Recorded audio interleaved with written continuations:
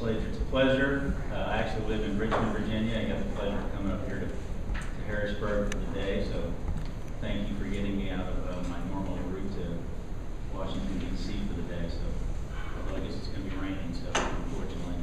Well, thank you. I'm going to try and do something that I haven't done before. I'm going to tell you what this TMDL is about in 8 to 10 minutes.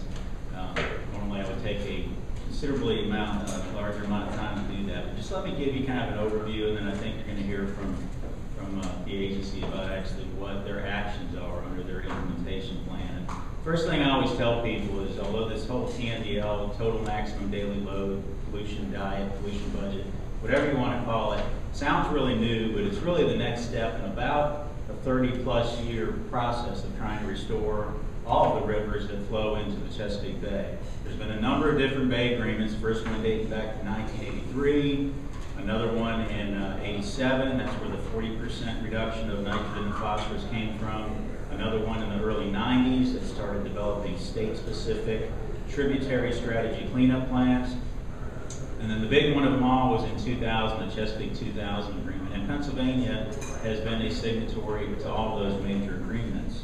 And the goal of them was the same, although they were all a little bit different. The goal for 30 years has been to reduce nitrogen, phosphorus, and sediment going into the rivers so we could restore the tidal portions of the rivers in the bay. We have oxygen problems, we have clarity problems, and we have algae problems, and that's what we've been trying to correct for several decades now. So to do that, you have to reduce nitrogen, phosphorus, and sediment. So why are we doing this? As I said, we have these impaired waters. When waters are impaired, Clean Water Act requirements kick in, and you're required to develop restoration strategies. We've been trying to do this outside of this TMDL process for several decades, but there were a number of lawsuits back in the late 90s that said that the states and EPA were not adequately implementing Section 303D of the Clean Water Act, which has to do with impaired waters.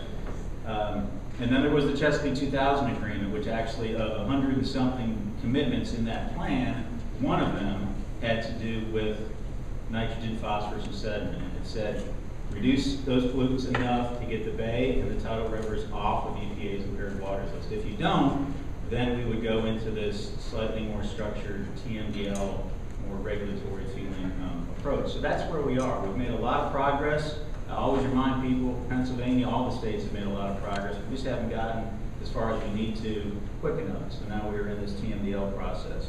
So the states agreed, there is a new deadline, 2025, no later than 2025 is when we will get all the actions on the ground in all the states. Halfway at 2017 is we want to get 60% of the way. Those dates were set not by EPA, not by the Clean Water Act, not by a legal challenge. Those were set by the states when the governors and the mayor and the chair of the commission sat down and set that new restoration date. So we've been working on this for about 30 years. We've got about another 15 years to get it done. And what I always remind people is, although the TMDL sets up a structure, there's a lot of effort and a lot of work going on. The pollution reductions that the states are working towards, including Pennsylvania, are pretty darn close to the pollution reductions we've been striving for 3 decades. So what the TMDL does is it builds an accountability framework in there to make sure that we actually get the remainder of these reductions in a reasonable amount of time. So what is the process for doing this? Last year, the states developed, you've probably heard the term WIP, Watershed Implementation Plans. All the states, all 6 states and DC, all the 7 jurisdictions developed these watershed implementation plans. And those plans showed what they were going to put on the ground, and it broke their allocation. So the pollution allocation that was allotted to Pennsylvania was broken down into a finer scale in that plan, showing how they were going to get these reductions. Those numbers were taken out of that plan and put into this TMDL document that was published December 29th of last year. So those plans are done. What we're doing now, which you've heard probably about, is phase 2 of the watershed implementation plan. And this is a big difference. This is something that, quite honestly, some states have done this better than others, but this is about reaching out to the localities, to the municipalities, to the counties, to the cities and towns, to the planning districts, so that at the local level where the implementation occurs, they know what their piece of this responsibility is going to be. All the states are developing those plans. Pennsylvania as well. The draft plan is due shortly, December 15th. The final is due at the end of March.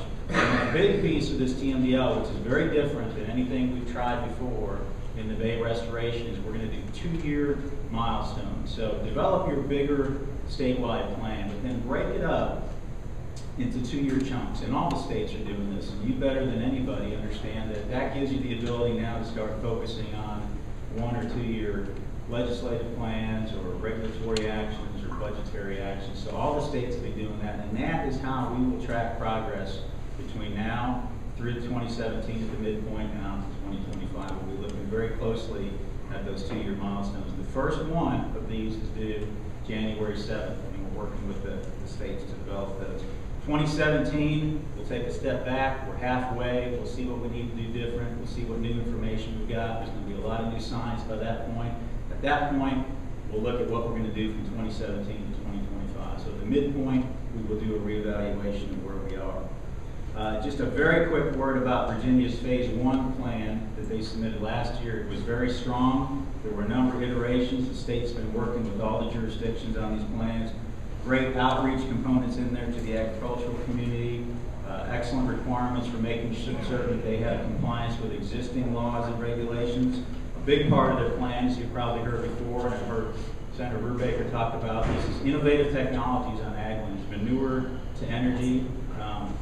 I think there's a lot of potential for that. Obviously, with the agricultural dominance in parts of the Commonwealth, I think there's huge potential for that, and we're working with Pennsylvania to see if we can make that happen. And the last part, which a lot of states are looking at, is better tracking and accounting. I'll be honest with you, we do not know everything that is happening on every acre in the watershed in every state. We've got to do a better job of accumulating what is actually on the ground. Some things are required. We know those are happening. Some things are happening of a purely voluntary nature. We need to do a better job of tracking that, and that was a big part of Pennsylvania's plan. So I'll leave you with just a couple of key messages that this is an adaptive process. Please do not think that the plan that the states are putting together for the 2-year milestones are done and written in stone. This is going to be very adaptive, very flexible. If the state puts together a 2-year milestone and 12 months from now they realize they want to do something different, they have the flexibility to do that as long as we stay on track and keep achieving consistent pollution reductions. And I just want to reiterate that this is not EPA versus Pennsylvania versus the other states. We have a very strong partnership through the Chesapeake Bay program, and I thank Pennsylvania and the Senator particularly for his leadership, because without that partnership, I don't think we'd be as far along as we are now, and I don't think we have any hope in fully restoring the rivers and the bay. So thank you for your leadership in Pennsylvania. I hope the partnership remains strong, and thank you for letting me be here.